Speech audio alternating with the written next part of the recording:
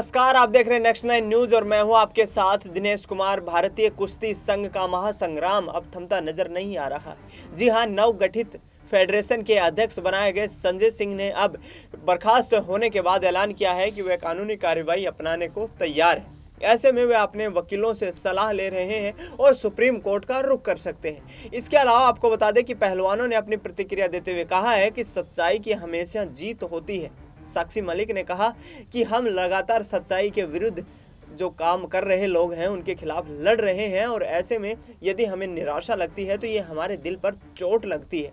इसके साथ ही आपको बता दें कि जिस तरीके से बृजभूषण शरण सिंह के करीबी माने जाने वाले संजय सिंह को WFI का अध्यक्ष बना दिया गया था, उसके बाद साक्षी मलिक ने कुश्ती से संन्यास लेने का ऐलान कर दिया था और उसके बाद उन्होंने प्रेस कॉन्फ्रेंस करते हुए टेबल पर अपने जूते रख दिए थे और उन्होंने कहा कि साक्षी मलिक अब किसी भी प्रकार की प्रतियोगिता में दिखाई नहीं देगी, यानी कि उन्होंने वहीं पर संन्यास का ऐलान कर दिया था। इसके साथ साथ आपको बता दें पद्मश्री अवार्डी बजरंग पूनिया जो कि ओलंपिक चैंपियन रह चुके हैं, उन्होंने अपना पद्मश्री अवार्ड प्रधानमंत्री आवास के बाहर फुटपाथ पर रख दिया था और उन्होंने कहा था कि सरकार के दिया गया ये सम्मान जो है मैं इसके तले दबकर नहीं मरना चाहता हूं और एक तरीके से उन्होंने वो सम्मान वापस लौटा दिया था। जिसके बाद कहीं ना कहीं खेल मंत्रालय सख्ते में आया और खेल मंत्रालय ने जिस तरीके से संजय सिंह और उनकी नवगठित फेडरेशन के द्वारा जो ऐलान किए गए उनको कानूनी रूप से अवैध बताया।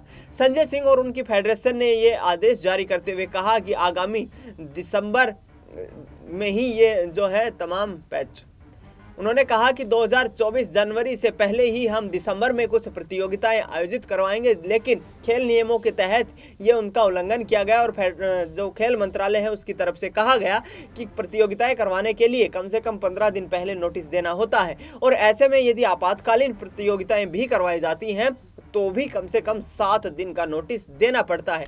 लेकिन संजय सिंह ने यहां पर खेल मंत्रालय को किसी प्रकार का कोई नोटिस नहीं दिया। ऐसे में हम कानूनी रूप से इस ऐलान को अवैध मानते हुए पूरी फेडरेशन को भंग करते हैं। जिसके बाद संजय सिंह ने कहा कि मैं बृजभूषण का करीबी हूं, इसका मतलब ये नहीं कि मैं बृजभूषण शरण सिंह की कठपुतली हूं। मैं पिछले 12 सालों से मेहनत कर रहा हूं, फेडरेशन का सदस्य था और ऐसे में मेरे खिलाफ ये दुर्व्यवहार किया गया। खिलाड़ियों पर बातचीत करते हुए उन्होंने कहा कि उनकी लड़ाई बृजभूषण शरण सिंह के खिलाफ है, ना कि मेरे खिलाफ है। और अब बृजभूषण शरण सिंह भी और कुश्ती फेडरेशन से साक्षी मलिक, विनेश फोगाट, बजरंग पूनिया भी तमाम लोग दूर हो चुके हैं, तो फिर फेडरेशन में रोड़ा क्यों अटकाया जा रहा है? इसके खिलाफ वो कोर्ट का रुख कर सकते हैं और कानूनी सलाह ले रहे हैं। इसके अलावा आपको बता दें कि पद्मश्री अवार्डी बजरंग पूनिया ने ऐलान किया है कि वह अब पद्मश्री अवार्ड को वापस ग्रहण करने पर विचार कर रहे हैं। इसके अलावा साक्षी मलिक की मां ने भी कहा है कि वह साक्षी मलिक को फिर से संन्यास से वापसी कर लेना चाहिए और देश के लिए और कुश्ती लड़नी चाहिए, क्योंकि अभी उनमें बहुत कुछ खेल